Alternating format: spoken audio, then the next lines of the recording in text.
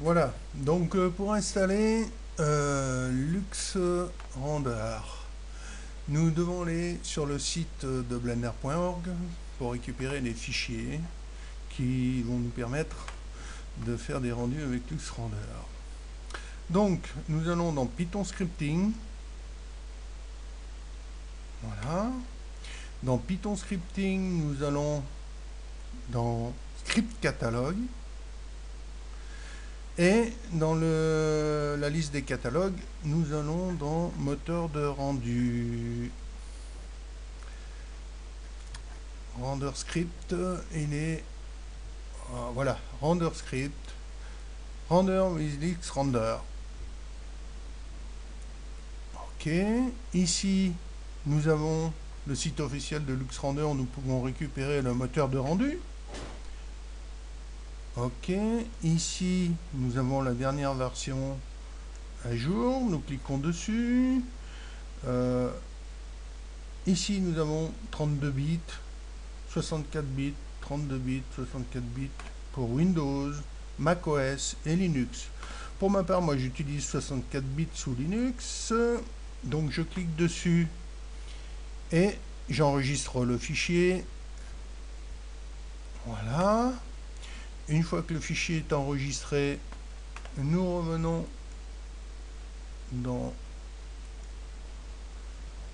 pour récupérer le Lux Blend 25 ici. Ok. Donc ici Lux Blend 25, vous voyez qu'ici on a, faut venir souvent parce qu'il y a des mises à jour fonction de l'évolution du script, la correction des bugs et tout ça. Donc ici nous choisissons l'archive correspondante à notre OS, donc ceux qui veulent zip pour Windows, ou moi je choisis celle-ci pour Linux, c'est la même chose. J'enregistre le fichier.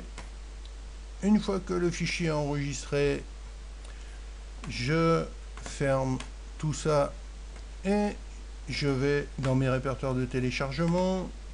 Donc ici nous avons Lux Render, le moteur de rendu, et ici le script d'exportation pour Lux Render. Donc je copie ces deux fichiers et je les mets dans mon répertoire local. Donc ensuite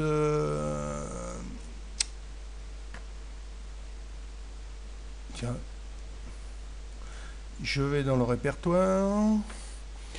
Donc Lux Render, ça c'est le moteur de rendu, je l'extrais ici. Voilà. Donc pour Windows c'est pareil, hein. Là c'est le script pour exporter, donc j'extrais ici aussi. Donc maintenant nous avons deux répertoires. Voilà. Alors ici nous avons le répertoire du moteur de rendu et ici nous avons le répertoire pour le script. Nous ouvrons le répertoire pour le script. Dans le dossier SRC, nous avons un répertoire Lux Render que l'on copie. Et ensuite, nous allons, moi c'est la version SVN que je compile, donc je le mets donc dans le répertoire install Linux 2, donc c'est dans le répertoire d'installation de Blender, donc de 55, dans le répertoire script et dans add-on. Et je colle le Lux Render dans ce répertoire.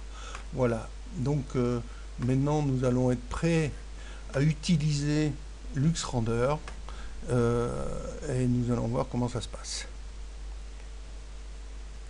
Donc maintenant que nous avons installé le moteur de rendu plus décompacté le script est installé dans les scripts Python de add-on de Blender, nous allons pouvoir démarrer Blender qui se trouve ici et voilà, on double-clique, voilà, nous sommes dans Blender 2.5. Donc, dans le fichier, dans le menu File, nous ouvrons User Préférences. Dans User Préférences, nous cliquons sur l'onglet Add-on. Dans la liste de gauche, nous cliquons sur Render. Et ici, nous avons le script pour LuxRender qui apparaît. Nous cliquons cette coche et nous fermons. Nous allons dans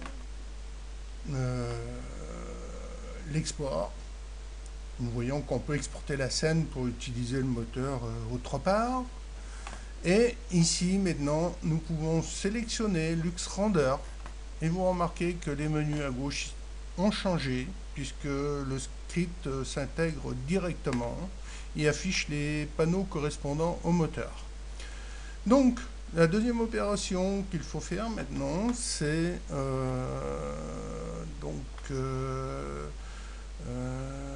nous avons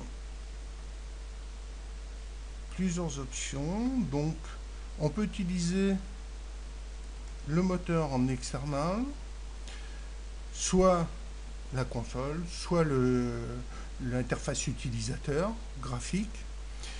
Nous avons ici des cases à cocher suivant ce que l'on veut faire.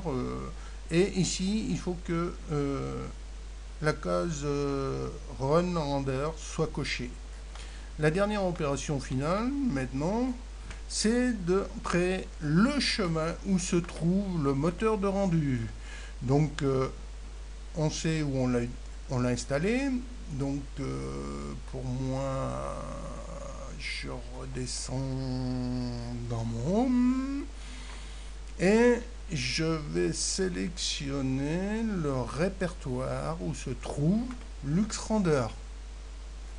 Et je clique sur Accept.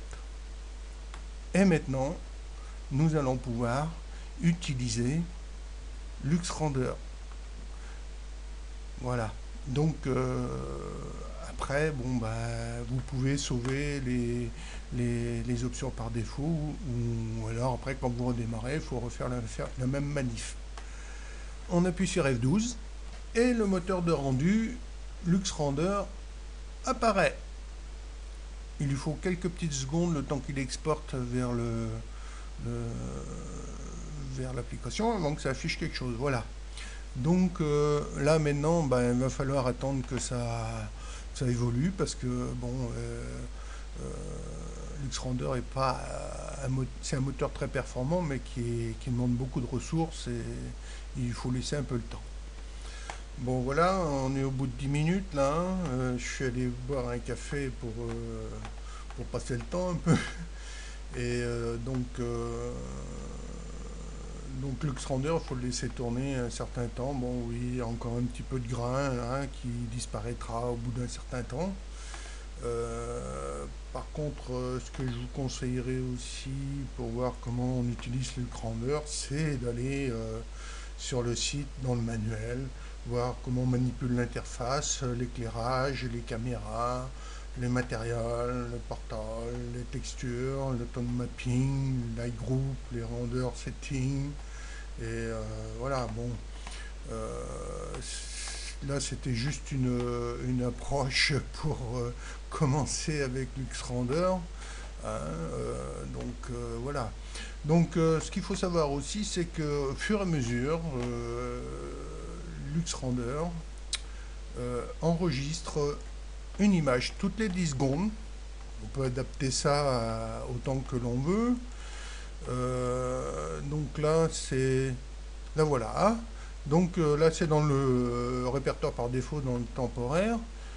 Toutes les 10 secondes, il met à jour cette image. Vous voyez, là, il la remet à jour. Donc, quand on est arrivé à un stade potable, eh bien, on peut récupérer cette image. Et évidemment, on peut la renommer, on peut faire ce qu'on veut. Hein, voilà. Donc, on peut pas...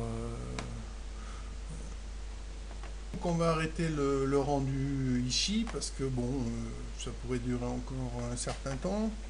Hein, bon, il y a encore quelques petits défauts. Hein, bon, ça mériterait de tourner un peu plus longtemps. Hein, mais bon... donc, quand on peut arrêter. le rendu ici. Et puis on ferme l'interface. Donc comme je disais tout à l'heure, on va dans le répertoire, on récupère l'image, hein, copier, et puis on la met ailleurs, hein, et puis on lui donne un autre nom, hein, renommé, un nouveau test, hein. Voilà.